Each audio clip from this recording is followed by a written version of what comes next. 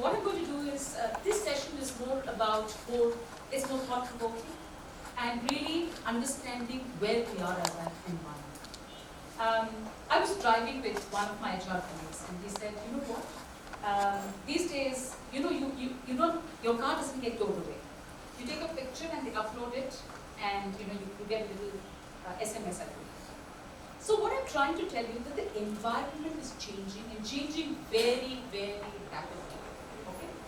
Now what are these changes which are happening? So we are all HR professionals. So talent acquisition, how is it happening? I think I have an ex-colleague from Accenture here as well. So so the way we do talent acquisition is talking into your mobile phones, uploading it. We have something called higher view where you are able to talk through the system and mechanism. You see, even in banking, things have changed. You have robots who are there. So machines are actually speaking to you. Machines are talking, machines are deciding. You have Alexa, and it is indeed a VUCA world. I remember we kept saying VUCA, VUCA, VUCA some time back, but it is actually changing. And if we are, as human resources, we are not equipped with that kind of a change, it's going to be really disaster. So my session is more about not something that you don't know, but something which is very, very thought-provoking, some things which we have done, which have worked for us.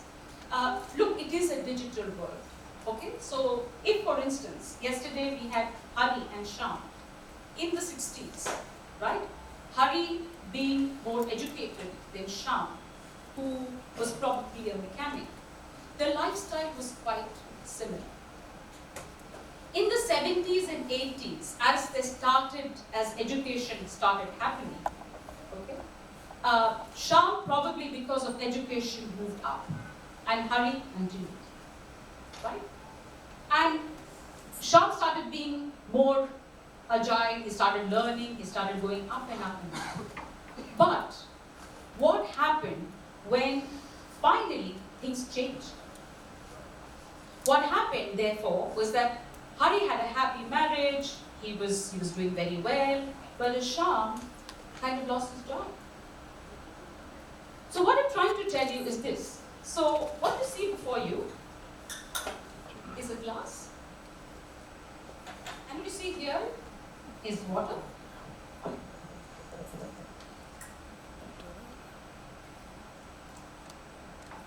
What's happening?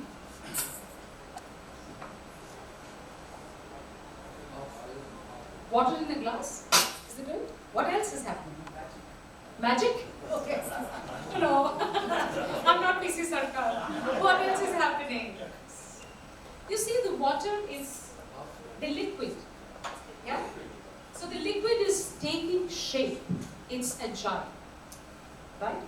So it is all about agility today. And really, when we're talking about an agile workforce or a liquid workforce, are we prepared solidly is indeed a very, very thought-provoking situation, and it is a very tough situation that we're going to be in. If you look at, are we future ready? What kind of organizations are we looking at? Most of us are in the digital age, where we Skype, now Skype is being taken over, where the methods of doing business is changing, where everything is agile. So what is agile workforce? Agile workforce is nothing but a people transformational workforce. It was the Industrial Revolution, it is actually technically the fourth Industrial Revolution, which is really the people revolution. It is going to be, what are we going to do with these people? And are we prepared for that? I will share certain examples of what we did. Earlier, if you had one idea, you started working on the idea, right? But in a digitally, in a digital world, you got resources, you got ideas, you got people who came in, who were future ready. Are we really future ready? So, let me share with you certain pieces that we did. And this was with my erstwhile company, Accenture. We had a liquid workforce. And what is that liquid workforce all about? Liquid workforce is ensuring that are they prepared for the next gen skills? It is about ensuring, what is machine learning finally? Machine learning is where you are taking months and months of ensuring that a machine is able to understand what is the way of doing things and is able to replace a lot of people. Are we prepared? What happens next? So, liquid workforce is where you get in a lot of people without having them on your rolls and ensuring that they are motivated and come together to do a project. Now we have a lot of new age clients, right? The Silicon Valley clients. Now the Silicon Valley clients we all talk about productivity, we talk about chargeability, we talk of ramp ups, we talk of ramp downs. But how do we do it? Do we know how we're going to do it? So, when we are doing all of this, there are lots of methods that people have taken. In fact, people have started sharing jobs. People have started, one seat being shared by a couple of people. We have run projects without having extra headcount, where we have gotten the best competencies from across the globe. For instance, I also handled employee relations or industrial relations, where I did negotiations with my Bangladesh union, sitting here in India on Skype. Have you ever heard of that? You hadn't. So what I'm trying to tell you, it is about ensuring. So it is basically about three things: the rules, the pool, and the tools. So the tools of human resources in order to train people of the future has to be in line with the world that you're living. So which means that you have to constantly empower people. Generic skills, digitally or digital skills or AI skills are what is more essential than what we did before. Earlier, we had something called a job role, right? And all of us did the job role to the best of our expertise.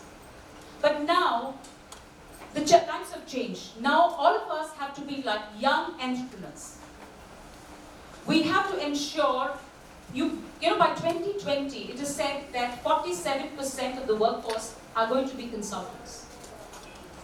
Because you've got to constantly equip yourself. The role definition of what we did has changed.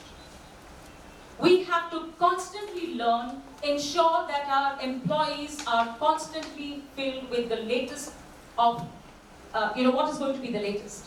For instance, Alexa. If you come in, and I would have loved to show you this video of this young person who gets in and has her watch adjust itself and say, hey, it's 7 a.m., get up. And then she goes and says, oh, the black car doesn't have enough diesel, so take the red one. She says, no, I'll walk. She walks to office, and then there is nobody in office. She presses it, she goes inside. You have sensors which tells you, oh, you got a mail from XYZ, so you respond to that mail. And it says, okay, it's done. Now I want to talk to somebody in France, and then it happens. So what I'm trying to tell you is that everything is changing, and unless we as human resources professionals are not prepared, we will miss the bus. I also want to share with you certain other models which we have looked at. Certain other models is that sometimes we found that we found it very difficult for senior management to probably shrink the size because they've been there in the organization for so long.